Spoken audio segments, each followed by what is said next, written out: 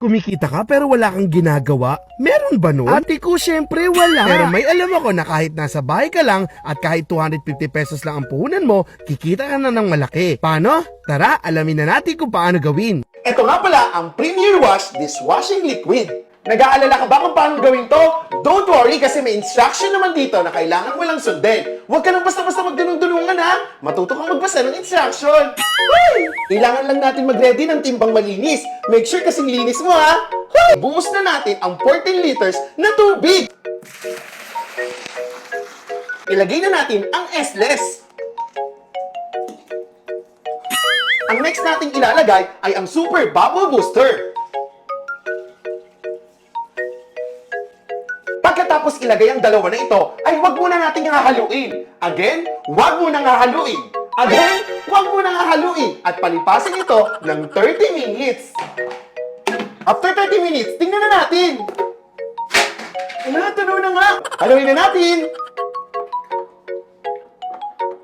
Pag nasigurado na natin tunaw na, ilagay na natin ang premix. Ang pinili ko ay calamansi flavor. Siksik muna natin bago natin ilagay. Ang bango! Grabe ang bango! Bago ko nga inilagay itong thickener, nagpatulong na ako kay Anyana. Dahil hindi ko naman kaya, dahil hindi naman ako si Superman. Haluin na natin!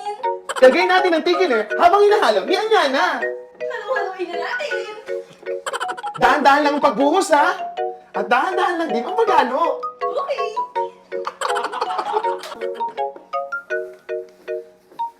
Lumalapot na! Pagkatapos nating halu-haluin at tunawin lahat ng inilagay natin, takpan na natin to at pagpahingahin ng 24 hours. Bukas babalikan natin to at ilalagay na natin sa mga boteng binili natin at ibebenta na natin. After 24 hours, eto na siya. Buksan na natin! Guys, tingnan nyo! Ang bango! After 24 hours, pwede na natin siyang ilagay sa mga bote!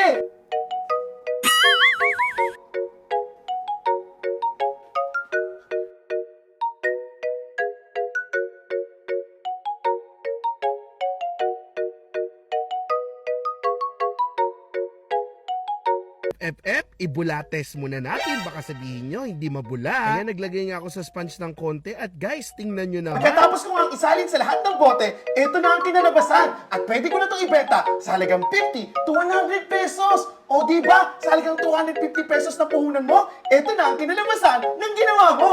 Kaya tsak na tsak, kikita ka dito.